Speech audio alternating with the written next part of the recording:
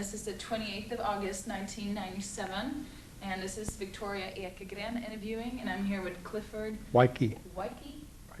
You always sound From the W-Y. 134. W-Y, yeah. Woycke. Oh, yeah. Okay, From Cincinnati, Ohio. okay, tell me where you're born and what year. I was born July the 20th, 1922, Cincinnati, Ohio. Tell me about your parents. Now what? Your parents? My parents? Well, my mother and father was born and raised in Cincinnati, but my grandmother and grandfather came from Germany way back in 1900, thereabouts. Yeah. How did World War I had an effect on you? World War I? Mm-hmm. What kind of effect did that war have on your parents and your growing up? Well, I have no idea. I wasn't born in World War I. No, but when your parents, how did it? Oh, I don't know. I have no idea what drugs them on or what they did. I have no idea. Did your parents speak German? Did they have any? No, my grandmother and grandfather did. Okay. And they used to talk German around us kids. I come from a family of 8 sisters and 3 brothers, 12 kids in the family, and my grandmother and grandfather. So they decided to talk German amongst us kids. My mother and father said, no, you don't talk German to the kids. So I picked up some German, but not much. What did your father do for a living? My father was a tool and die maker. He made special tools for machinery. American Can Company. What is the greatest gift you think you have from your father? Being a son. What have you learned from him? What are some things? Well, there were so many of us in the family. I actually, say I learned anything A+ or whatever. I couldn't tell you. What did your mother do for a living? Homeowner, housewife, family, mother of 12 kids. Huh? How was it during the Depression? What do you remember? Well, we always had something to eat. Wasn't much, but we always had something to eat. See, it was always 4 or 5 of them working in the family all the time. I mean, 12 of us, and I'm the youngest of the boys and the the third youngest of the 12. So before us, there's only 3 sisters and myself left out of 12. My oldest sister is living, she's about 87.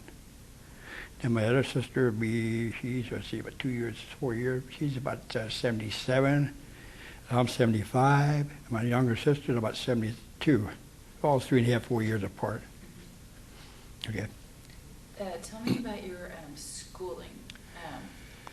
Schooling, well, I had a chance to go. I went to grade school, of course. Had a chance to go to Catholic high school and decided to go to automotive high to learn a trade. So we went 4 years and 2 all summer. We had 1 week off, went back to school again. So my second year of schooling, I took care of the tools and dies and equipment of the school, which I was paid by the Board of Education. So I was working 6 months after my second year before I graduated. And then I graduated from high school. And then I got the job with International Harvester through the school. And then in the latter part of 41, first part of 42, International Harvester decided to have an ordnance battalion. So they wanted about 400 men, 500 men. They got about 900 men. So too many men. So they decided to split. We all went to Camp Perry High. It'd be up to. I had to go in. I went in July the 12th, 1942. We all had to be up in Camp Perry High, which is between Toledo and Port Clinton, right up on Lake Erie shoreline. We all had to be up there about July the 15th. So I went into service July the 12th. And July the 13th, I got on a train, and I had another guy from Portsmouth, Ohio. We went to Camp Perry High. They had summer quarters, so I didn't go home for a month, 2 months, because I shaved my hair off, and I used to have a lot of curly hair at one time. So I was ashamed to go home. They had a bald, I wasn't going to be bald, so I waited about 2 months, my hair grew back again.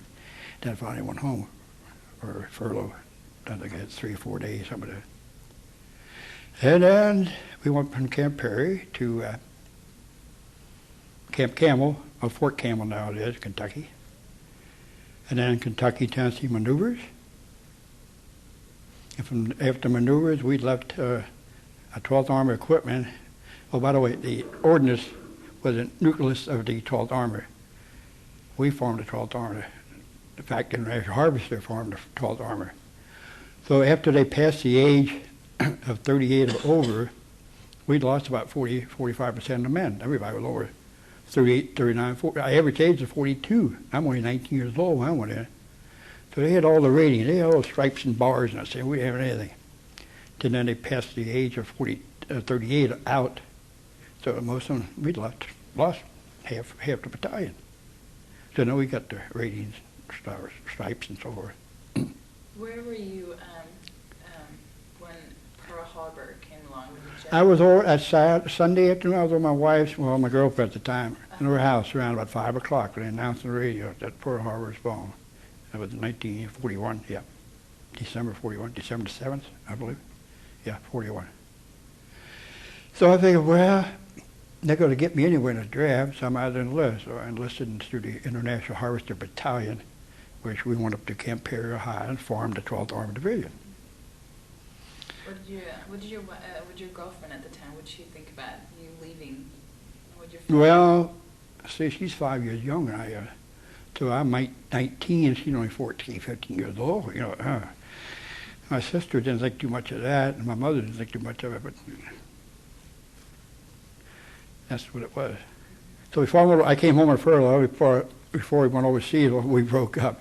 Then I was free as a bird. Then I mean, I don't worry about anything. Okay. Tell me about life on Camp Campbell. Well, Camp Campbell. Well, we first moved down there. It was about our division, which is about 12, 14,000. And there wasn't more than 20,000 at the most in the whole camp. I mean, we'd walk out the barracks and flag a cab down and go to Hopkinsville, Kentucky, or Clarksville, Tennessee. We was about in the middle of both states. And in about 3 or 4 months, I ended up about 85,000 soldiers in Fort Campbell. I mean, you couldn't get a cab, bus, nothing until we walked to town. Said, well, we'll go to Clarksville, which is, I think, was 12 miles away. So we walked to town just for mostly exercise, I guess, because we go to town, everybody was uniformed people.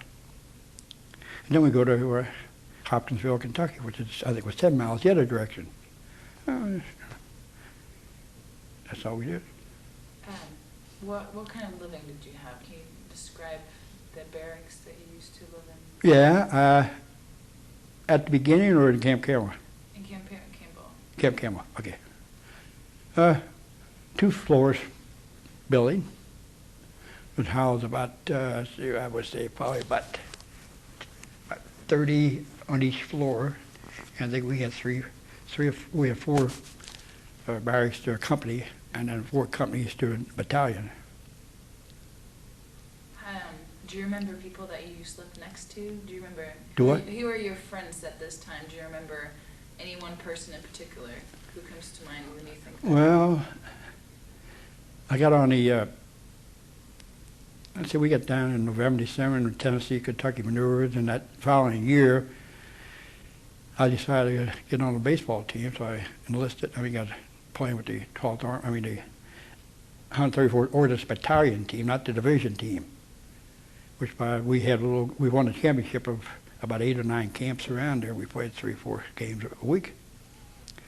So by being in the baseball, when you got rid of all detail. I mean, there was no detail because I was a ball press. I didn't get no KP or guard duty or anything. I found out right away, so I got pretty smart. Well, I had a chance to go to the division team, which is the bigger team, but they could only play 1 game a week. He wasn't allowed to play on any other team, so I decided, well, that wasn't right. So I omit that, and I stayed with the 134th Ordnance Battalion team. And we got a little gold ball, 1943, where we won the championship. Had a steak dinner and a few drinks and what else. There we go. Tell me about your teammates. teammates, mostly was international men. As I say, if we'd lost 40%, 45% of the battalion, then we got draftees. But we still had, I had 1, 2, 3, 4, 5, about 6 fellows that I bummed around with.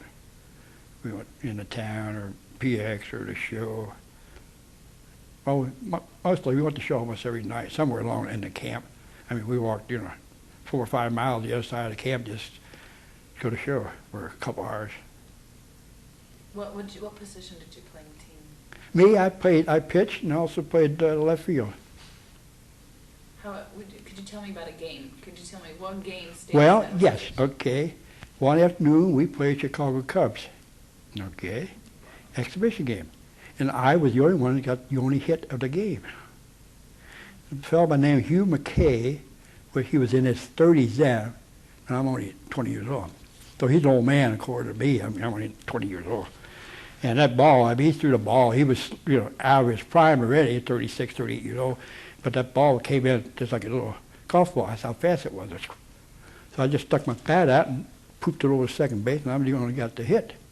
So after the game, he come on, he shook my hand, and said, "You son of a gun." Why? I said, "I just got lucky, I guess."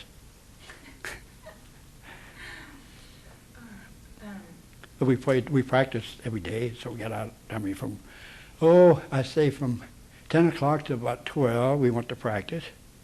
Come back, went to chow. About 1:30, practice ball again to about 3 o'clock. Come back to barracks, take a shower, shined all up, and went to town. That was it. How many games did you play a week? Oh, we played at least, I think about 3 games a week. Almost every other day. And maybe sometime, maybe Saturday and Sunday.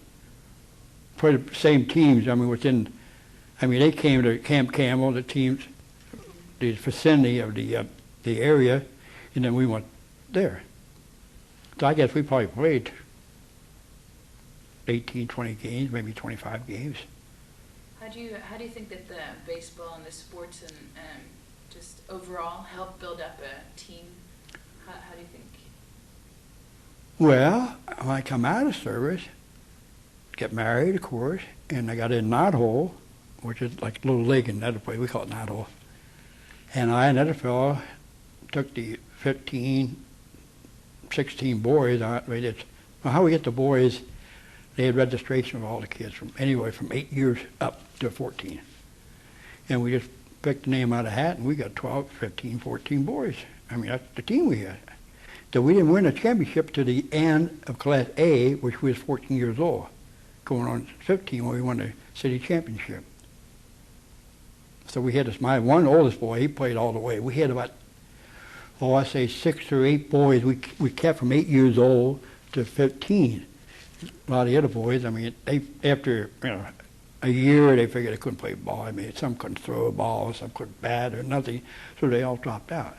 So we kept about 8 boys all the way through, plus the other 7 boys, so we ended up with a pretty good team at the end of the year. Okay, in Camp Campbell, what are some things you do for basic training for you? Well, basic training, you did all kinds of things. At least you took a 30-mile hike once a month. I guess 125, 120 a month. And then sometime we got in trucks and drove out 20, 25 miles, and then get out and walk back to camp. But the funny part about it was we were walking, and the infantryman, which always did most of the walking, they'd be in trucks passing us, and we were waving, hey, we're walking. They're infantry. They're supposed to be doing the walking instead of us. So we kept in pretty good shape, I guess. What are some other memories you have from Camp Campbell that stand out? Other than the baseball team, man. What are some practical jokes that you do? Jokes? Uh-huh. Well, they double sheet you. They did a lot of things. They took your bottom of your sheet and folded it up so you couldn't get the feet down in between the sheets, and put water in your bed and a few other things. Just as jokes. Who were your officers just at this time? Oh. Sergeant. Well, we had the one time, I mean, I couldn't tell if it was the beginning or towards the end, we had Captain Jones. He was the original Army man. Now, Colonel Paul H. Wood was the colonel of the battalion, which was the harvester man. He came in as a colonel.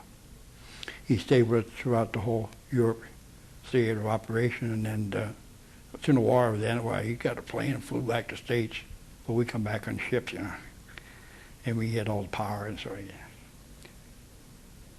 So we didn't do, you know, didn't do that much around Camp Campbell. Mostly wrote letters or shoot pool, went to movies, chow, that's about all, yes.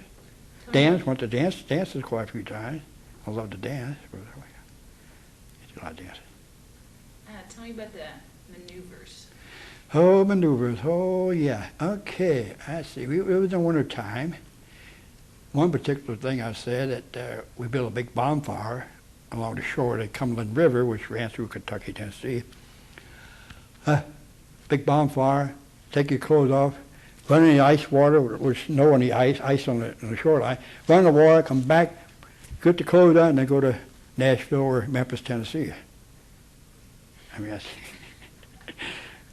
so that wasn't too bad. Tell me about the maneuvers in itself. What are some we played war games. What it was, I don't remember. We were the Blue Army. They split the division up: Blue Army and the Red Army against each other. They had planes fly over the tanks. They drop little bags of flour, I guess it was, or paste, white stuff. You know, you was out of action for the week. I remember one time, it was three of us, we was out of the farm camp on the road where it was like a V, where the two roads came together, and we was camped right on top of the hill. We were supposed to guard that road, you know.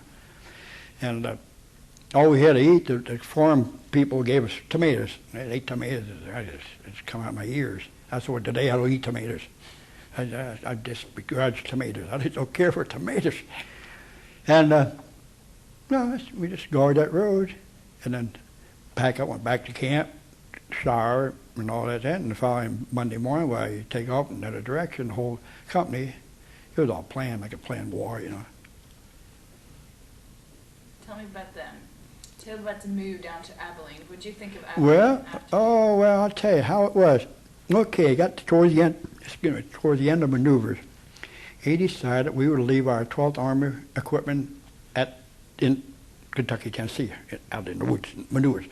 And about 500 of us went to Camp Chaffee, Arkansas, Fort Smith, Arkansas, which the 14th Army came to the Kentucky, Tennessee maneuvers, took our equipment, and we took their equipment. And we took all their equipment, tanks, hep trucks, so forth, put it on cargo, flat cars, and they took it down to Abilene, Texas. So we convoyed in trucks from Fort Smith to Abilene, 3 days convoy. So we took 3 days from Fort Smith, Arkansas, to the Tennessee, or to Abilene, Texas. And you can see the Abilene, Barkley, Texas. You can see that camp like 20 miles away. It's so flat down there. I mean, you can see the lights, you know. And you rode and you rode and you rode and you rode. Oh, when are we going to get to the camp? Abilene, Texas. How about the town Abilene? What are your experiences about the town? Oh, well, not too much because too many GIs there. I had a few dates with a couple of girls back and forth. But we went on the way from Abilene. We went down to, we're going to Dallas, Fort Worth, I guess it was. And particular one weekend on a bus, we get about halfway down and the bus broke down. So they said, well, it'll be another 2 hours, 3 hours before the bus come back from Abilene to pick us up, take us down to Fort Worth. So about 3 or 4 of us decided, we'll walk. So we walked down the road a couple of pieces and up over the ridge of the railroad tracks. So we climbed up there and looked down at a little town down there by Ranger, Texas. So we marched it in there, and hell, we were the Kingfish. I mean, boy, there's people come out and office this and that and everything else. So we had a wonderful time. So we kept a secret all the time to the rest of it. Where are you going? Oh, we're going to Fort Worth. We went to Ranger, Texas, which I guess is, 23 miles from Abilene, I guess. I didn't look on the map. But we was going to Ranger, Texas all the time. And I almost married a girl from down there. Her father had 3 or 4 oil wells. I was going to about marry her, but she decided better not. So anyway. How about Camp Barkley? How's Camp Barkley different from Camp Campbell? Well, Barkley had these little summer cottages like wood alongside and the campus on top. In the winter time, well, we was right next to the water tower. And the winter months, the water tower overflowed. It was all ice just all over the water tower and over barracks. We had shipped the ice away from the door to get into barracks. And we had these little gas heaters. And a few of the boys got killed by the heaters went off during the night and fumigated and killed them.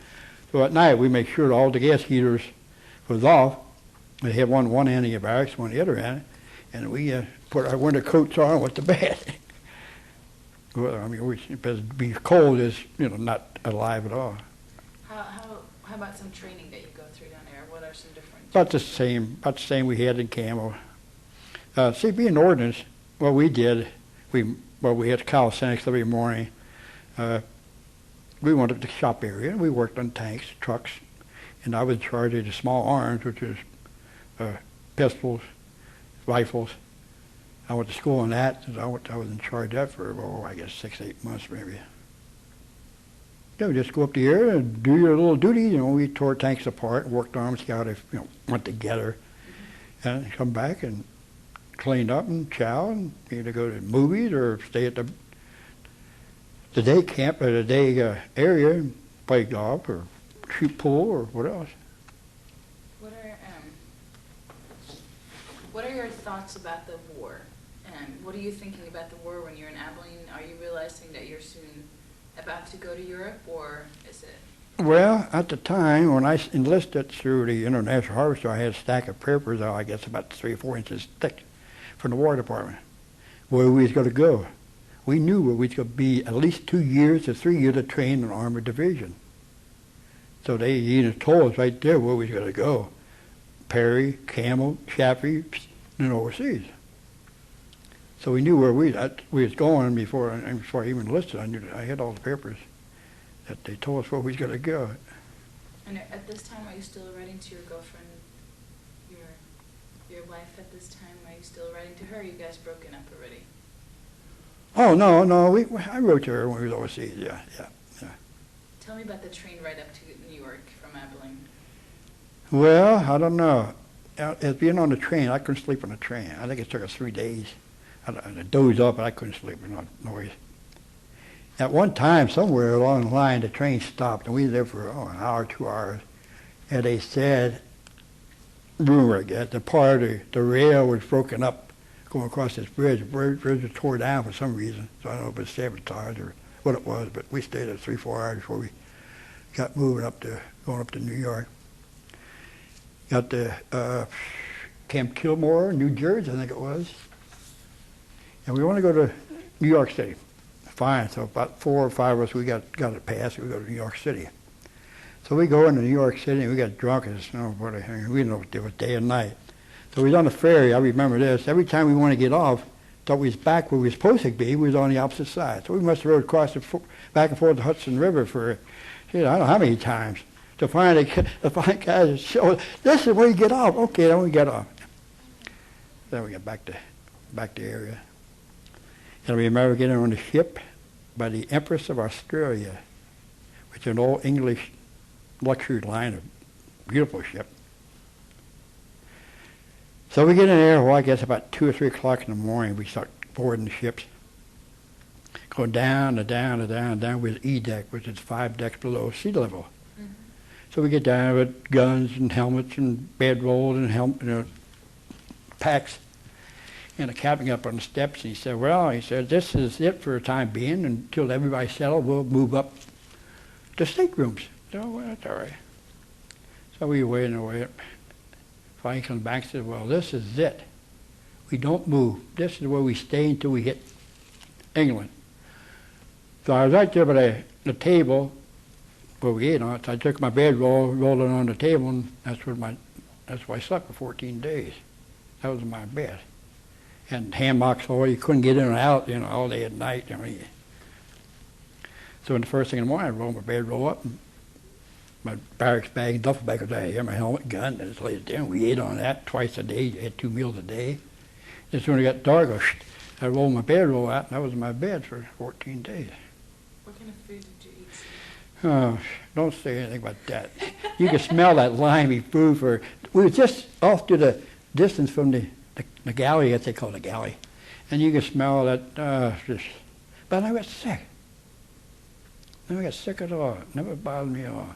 So anyway, we get out, we pull out of the harbor, we pass the Statue of Liberty, just getting in the light. You just could see it. So, okay, girl, goodbye. So we get out 2 or 3 days. We're zigzagging up and down the Atlantic. Yep. I said, oh, buddy, we're going all by ourselves. So about the 4th, 5th day, the next morning, we woke up and there was ships, boy, thousands of ships around, all around. Airplanes, Zeppelins, and just hundreds of ships around us. So we felt a little bit safer now, a little protection. But we drove up and down. I mean, we went, a couple miles up, and then turned back and go back this way, going across, just zigzag back and forth for torpedoes, I guess. What would you do on the boats? Well, most of us, we had exercise, but most of them didn't do anything. Just walked around and just see, look the ship over, I mean, we was down 5 decks below sea level, and we was in the dark, all lights, so we had to get some sunshine. So we had mosey up on the upper decks, and we were so crowded. I mean, How about England? What are your impressions about your first? Well, England, okay. Liverpool, that's where we landed. So we went to the south part of England, and I forget the name of the barracks now. It was an old English army barracks. From mattress to a straw, and to bedroll, So, I mean, you didn't do much or anything. You just, checked the equipment out and just stayed there. I mean, then we got on the LST and went across the Channel to Le Havre, France. And the division split up then. I mean, some went Le Havre. We went to Le Havre and the rest of them up and down the whole coast. Then we got over there. I would say it must have rained for 3 or 4 days in a row, and mud up the hubcaps over the running boards of the trucks. And we just bogged down. We couldn't get out of the ships. Couldn't move anything because it was just all mud. So we took the a light tank, and hooked on with a cable with a truck, and then another tank in front of the second tank, and pulled, and then go back, get another one, and just keep pulling the equipment up out of the mud up to the running board. So after, I guess, I don't know, 3 or 4 days, it kind of calmed down. Sun come out, dried up a little bit, but then we started moving towards into France. How about some encounters with the British people? What do you think about the British people? Did you have? I couldn't understand them. I couldn't understand the English people. I could understand German people, French more than I could English people. I couldn't understand them English people. Seems odd, but yeah. So I couldn't understand them too much. Did you have a chance to go into London? Oh yeah. I was in London.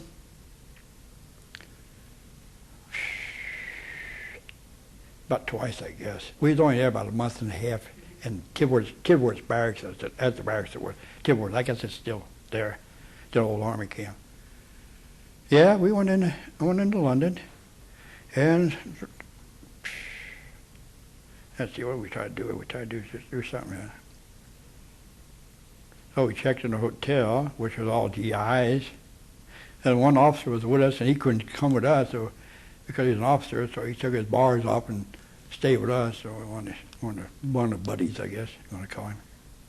So we had a good time in London, drinking scotch most of the time. By the 5th, I guess, just drink scotch and throw the bottle in, drink another bottle. So. Okay, you were in France. Oh, how are you feeling when you're this close to the war? Because now you're actually there. Well, where it is, they have Combat Command A, B, and C. We as a C company, so we're in the Combat C. So every 3 or 4 months, Combat Command C will move up to the front, infantry, tankers, and so forth, and be up. The most of we was up at, I would say, I think it was 12, 14 days, which we was up but not really on the front, because we was in ordnance. We didn't do any fighting. We was in mostly back, but we go up to the front, knocked out tanks and so forth, and bring the equipment back to where we could work on it. And we did the first or second echelon, just minor stuff. Major stuff, we shipped back to the rear, which might have been 10, 15, 20 miles back.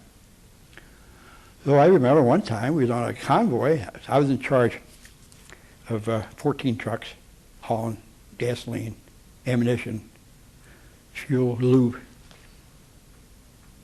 So about every 3 or 4 days, I go in the captain and see, well, where was the gas dump? Because we kept moving forward, so we get gas dumps to keep the equipment moving. So we always make sure we had 1 or 2 tanks in the battalion, 3 tanks maybe for protection. I mean, we had no protection. I mean, it was just canvas trucks, half trucks, jeeps and whatnot, and tech trucks, which did all the electrical stuff. So we just scout around to say, well, we go to, I was in charge of 14 trucks, 2 men per truck, plus my driver and myself, and the weapons carrier, of course, he carried K rations, C rations for eat. Well, the last depot was, 10 miles south. So, well, we had that direction. Sometime we get there and there'd be a notice, one of the FPs, somebody would answer, well, they moved, 6 miles east, so we go east. And then they say they moved west, so we go west. So we just go around in a circle to try to find the gas dumps. And in particular, one time we was gone about 7 to 8 days. Meanwhile, the whole battalion is moving up toward the front because the whole battle was going through France and into Germany. And so we got back, we found the gas dump, filled up the tanks, the cans, and what else we got? We got back and everything was running on air. It's about out of gas. I mean, we couldn't move. I mean, they was running hot air. So they was glad to see us. So we dumped off all the cans, parked along the road.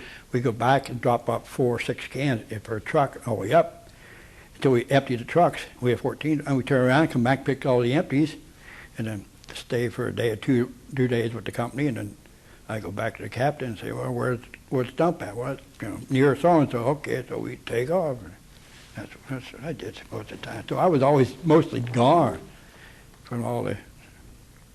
But one particular time, I remember somewhere in France, I couldn't tell you where, we was coming into town, and as I was the first vehicle, the weapons carriers and the trucks all behind, all about 5 minutes apart, intervals.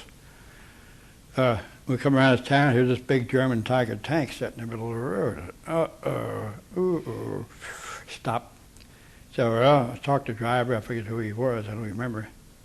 And I said, well, but to get out, he said, sitting here and get blown, shot, blown up out of the weapons carriers. So we got up, I had a 45 on my hips, I took that off, and I started walking up towards the tank, with my hands up, and I said, well, I thought somebody was in the tank, Till we found the tank was empty. Thank God, this great big Tiger tank sitting there with a big old guns pointing right at you. I think I aged 20 years that time. I think my curly hair turned gray. I was like, oh, buddy. So then we said, okay, so we went around and found our way, but that was one small incident. In that instant, we went through the Hagenall Forest. We got there just about dark, just getting dark. I said, well, I think it was 8 or 10 miles through this forest. I mean, we don't know where we're going. I mean, we're heading that direction. We don't know if that battle is over the next hill or what. So I said, well, 5 minutes intervals, you're on your own. So I started, and we went on through, and then we heard some shots, boom, banging back and forth. So as we got through the town, we stopped, and a couple of trucks had the tires shot at, They were shooting at us with loaded gas, one bullet wipes, big ball of fire. But we got lucky, we got through okay. Were you ever shot at directly? I know that you were... Well, yes. Oh, yeah. I don't remember the little town. But anyway, we pulled at one little town, getting dark. Just as we were pulling in, as the 2 German airplanes were taking off the other end of town, the little airport. So they turn around and come back towards us and see these little blue lights, machine gun bullets shooting at us. And one guy said, look at blue lights. And I said, blue lights? Your tail, that says bullets. So we dove underneath the tank and plane went up and took all the shingles up at the house right there, and then they was gone. I mean, that's the closest we had there. Blue lights, it wasn't blue lights, it was bullets. What was your task in Herrlisheim? Take me. That was a rough part they had. I mean, I felt sorry for them guys. But as I said, we was always 10, 15 miles apart back, so we didn't. What were the reports that you received? What kind of news? What did you hear about the battle when you were 10, 15 miles behind? Oh, I would say hearsay, a lot of hearsay. I mean, we lost, almost half of the division in Hurlesheim, I guess. There's quite a few boys got killed at that time and captured. But we didn't. As I said, we was always back. Being ordnance, I mean, you was always in the rear, so, except, as I said, one time we went up to the front with Combat Command C, and we still were 4 or 5 miles away from actually the shooting, which isn't, I mean, 4 or 5 miles seems far, but you get guns that shoot 20, 30 miles, I mean, you're right up there. Did you have any encounters with the French or the German people? Oh, yeah. Right. Not too much. Well, France, about every little town I got a little nosy and picked up a girl, a friend here or there and there. So. And in Germany, yeah, I was about raised. Well, it's later on, years goes by. I mean, the war ended at 45, and it was in a town. I met this German girl. And I don't think I fell in love with her, but. So there was about 6 or 8 of us wanted to stay in Germany at this post-ordnance inspection team. So that was about $4,600 a year plus medical clothes. That was good money then, 46, 45, and a 45. So we was all going to stay, re-enlist and stay for 3 years, and then they told us we had to go back to the States. So I went back to the States after I got discharged. February the 6th and 46, I got discharged. And I was decided to go back in for my 3 years. I wanted to go back to Mannheim, Germany. That's where it was. So then I got down to the post office where the recruiting officer was, and so I signed in, passed the physical, and everything else. And I think it was a major was there at the time. He opened this big book, and he's ready to write my name in the book. I said, what's this for? He said, oh, well, this is the 5th Corps, which took care of Kentucky, Indiana, Illinois, Pennsylvania, and Ohio. I think 5 states took care of. I said, so what? He said, well, all these names are ahead of you. I said, well, when do I go? 30 days? 60 days? He said, oh, you might be a year and a half, 2 years, 3 years, but you will have to go. So I grabbed the paper and tore it up and said, thank you, and I walked out the door. I went back home. I said, I'm not going. If I can't go in 30, 60 days, I'm not going a year and a half, 2 years down the road. So after Hurlesheim, what are some other things that goes on?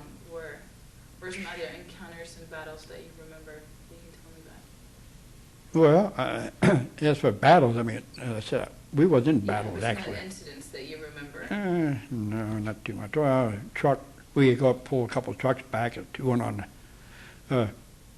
advanced attachment, which got shot up. We had to go back and get the trucks and pull them back to repair them. But as for, well, one particular time, you remember we were on the move, and we hauled along the side of the road, and down in the valley was the Germans running across the field, and then we were up on the hill. All us guys shooting down at them. We could see I had binoculars I picked up from one of the Germans, and you could see the dirt flying right behind their heels. These Germans running across the field and throwing the stuff off.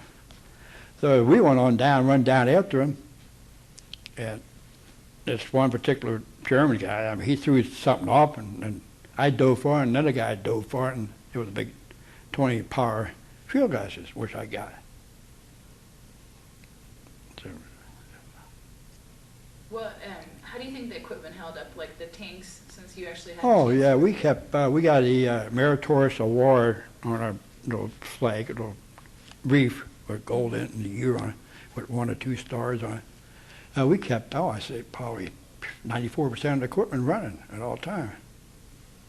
See, most of the rest of the division, they could only do so much, and then they brought it to us, and then we could only do so much. And if we could repair it, so then we sent it back to the rear echelon, which is 3rd and 4th, 5th echelon. Since you're back in the rear, do you have any encounters with the POWs at all that are sent back? Well, yeah, before I went overseas, we had some POWs down at Camp Campbell. So I had 6 or 8 men, prisoners of war. So I had a submachine gun. And in the roundabout ways through some of the Germans, they're talking, I could hear it, well, let's make a break for it. He won't shoot. So I just said, well, I got the gun. If you guys want to run, take the chance. And I said, I got the gun, so if you want to run, go ahead. But they didn't run. Because you didn't meet anybody in Europe? You didn't have Oh, yeah, we had the Czechoslovakians. We had 2 or 3 of them in the company. In fact, they wanted to come back to the States with us when we came home.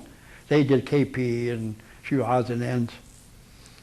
Yeah, I think it was 3, 4 Czechoslovakians, something like that. They're nice guys. What do you remember about the time when you were with Patton? Okay, Patton. If you've seen the movie Patton, okay, where he makes a statement that my men could do that 100 miles in 32 hours, that was the 12th Army Division. We took all insignias off all the equipment, painted over everything. We were the mystery division. The Germans called us the mystery division. We did the wedge for Patton, to the Rhine River. Just like the wedge. What do you think about Patton personally? Would you? Oh, I seen him once, just passing by. I mean, I don't know him. But a fellow from one of the engineers company, I believe his truck is what ran into Patton's wagon. I mean, his staff car and killed him. What was your opinion about your fast movement through Europe? Do what? What did you think about moving so fast? Did you think that? Oh, well, yeah. I mean, we was just in the wedge, and we was moving. We drove over 100 miles in about 72 hours. Germans on both sides. We went down the middle to the Rhine River. So what do you remember about crossing the Rhine? Well, let's see, Rhine River. It's beautiful down. Germany is a beautiful country. I mean, I picked Germany before I picked any place. I like the Rhine River. I mean, it was beautiful. What we seen, But you was always on the move every day or 2 days. We was moving. I mean, you didn't get a chance to stay in one particular place too long. Went to Berlin about 3 or 4 times.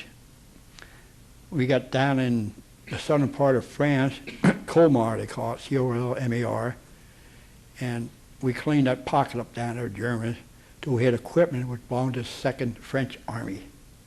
So I was in charge, about 8 of us, go take it back to the 2nd French Army outside Berlin. So I went to Berlin 2 or 3 times, I guess. Take the equipment back. We stole from them. Just took it away from them, actually. Oh, in Berlin, I'll tell you a funny thing about Berlin. A lot of American soldiers would sell the equipment to the French Army and tell the MPs that they stole it, and the MPs take it away from them. I mean, they paid them off in money and watches or anything else, and then they report to the MPs that they stole the piece of equipment, so the MPs go around, catch them, take it back away from them. That was one game we spoiled. Did you take part in any of the liberations of the concentration? Oh, yeah, I forget. Landsberg, I think it was concentration camp was in Landsberg. Yeah, you could smell that 20 miles away, burnt flesh and so forth. So one of our master tech sergeant, him and Captain Jones at the time, he wrote a nice piece. I got the papers at home. I mean, we all tell all about the fellows that crawling on hands and knees and weighing, 30 or 40 pounds, calling out to the gate, try to, for help. So I didn't go into concentration camp too much. I wasn't there once. Just, drove around through it and see all these bodies and people and, What was your impression about that scene? Oh, I mean, what a horrible thing to see. Did it feel real at all to see it, or what? Well, yeah, at first it did, and later on you said, well, it's just, into German or not German, but French, Czechoslovak, what it may be. I mean, it's just a body, because there's just piles of them, just, stacked, 8, 10, 15 feet high, just bodies and bodies and bodies. Did you talk to any of the people that were alive? Did you meet? No, I didn't talk personally to any prisoners. But this sergeant, I forget his name, he wrote a nice, about a 2-page letter in which I got one at home, tell all about the concentration camp. But he went in after the 12th Army liberated the Landsberg, I think it was Landsberg they call it, Landsberg concentration camp. I forget how many bodies were there, but there was piles of them. How about the war is almost ended at this time when you passed Landsberg? How much more do you have left of the war? Do you fight any back? You know, did you encounter any more German attacks or? Well, the division did. Yeah, I mean they fought right across the Rhine River, right on into the rest of Germany.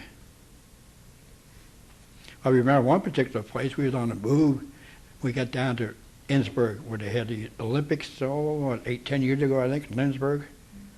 Innsbruck. And you could see the Alps up to the distance.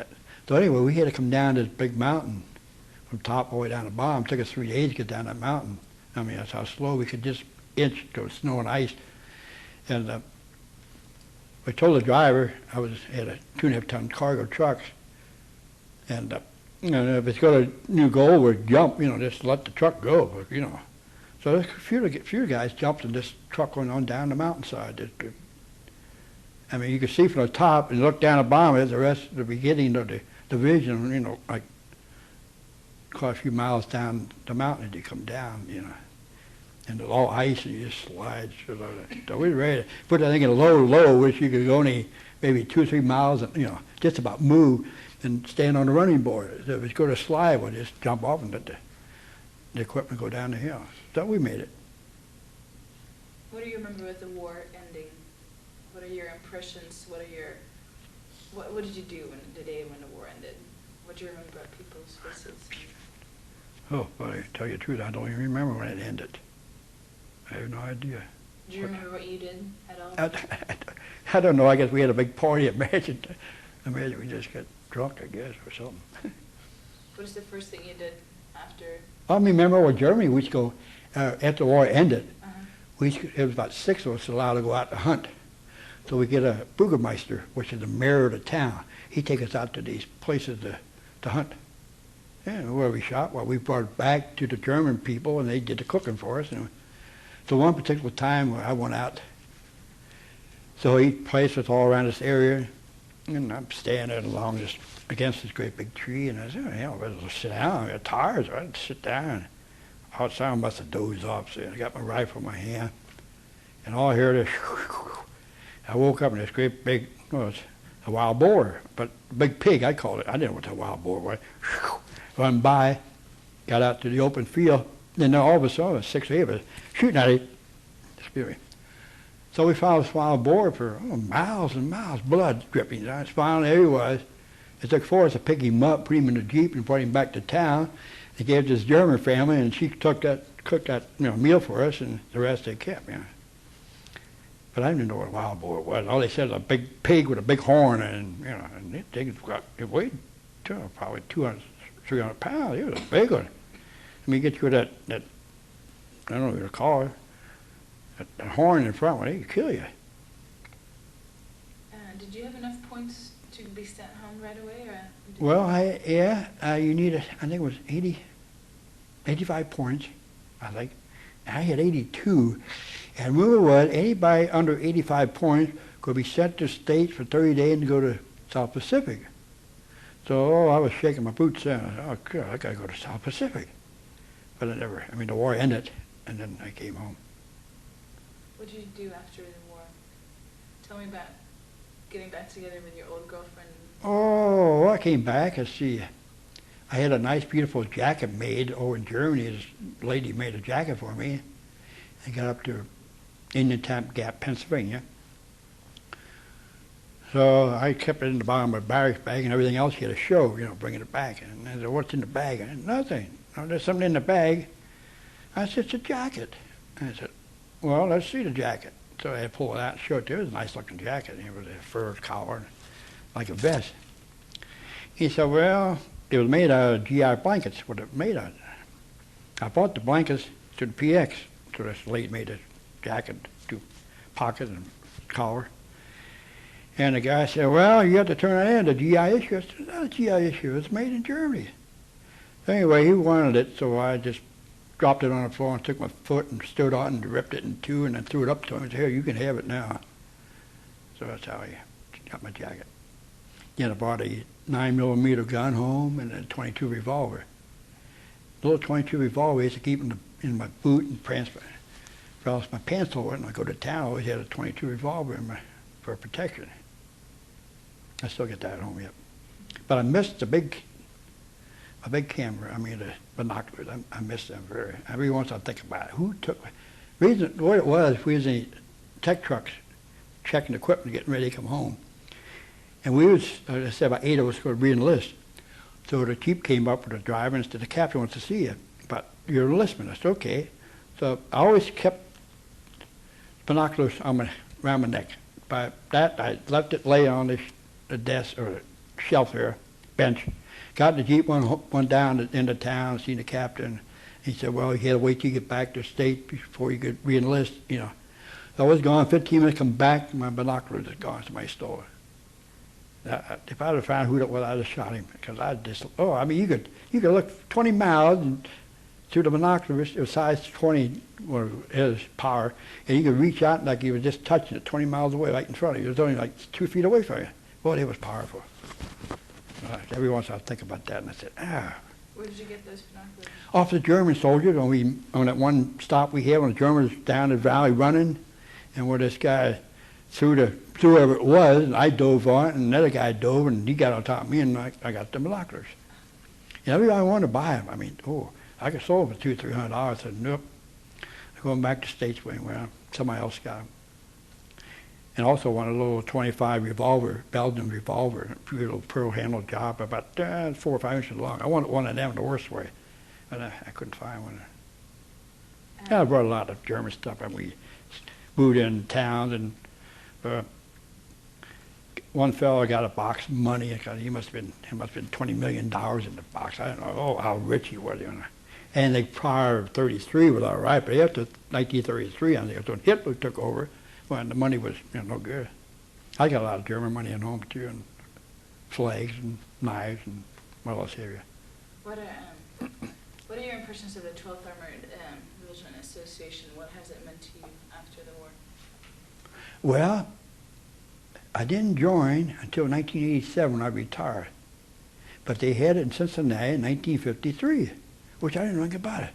So a fellow in the 714 Tank Battalion was one of my customers. I was in automotive sales. So I wanted out. He's calling him every week. He said, what outfit you with? I said, I was in the 12. He said, so was I. So forth. He was in the Tank Battalion, 714. I was in 134. He said, hey, so you belong to the association? I said, what association? He said, 12th Armored Division. I said, no. He said, all right, get it for you. So he wrote and got all the information. We went the first one in 87 in Louisville, Kentucky, Fort Knox. Outside Fort Knox, Louisville. So a lot of these people have been in since 1947. First one's born, and they started in New York. I think it was 8 or 10 men started the 12th Armored Association, 1947. Do you have any other stories that I have missed, any parts of the history that I'd like to ask you about? Is there anything more you want to tell me? No, not particularly, yes. As I said, we had in ordnance, we had mostly in the rear, other than combat A, B, or C, one up with, and then we were still 4 or 5 miles away from actually just shooting. So we wasn't in too much combat. Michelle? Did it? Did you ever go to college after? No. I took a course through the under GI Bill for 6 months, and then I got married and I gave it up. My little graduation present was crawl around the floor. My oldest boy, he'll be 50 in April. Then we celebrated our 50th anniversary June the 28th. Had about 120 people, I guess it was, everybody. Now I'm having a surprise party for my wife, which will be 70 in September, next weekend. So I got a group coming together, around 20 or 30 people, I guess. She never had one. She had one for me when I was 40, then I was 50, and then I was 70. So he had 3 parties of me, but I never had any for her, so I decided to have one for her. You're not going to tell her. So we have a party for her, make her feel. You can't show her the videotape then until next weekend if you buy it on TV, and she'll know about it. Okay, I guess that's all. Thank you so much. Okay.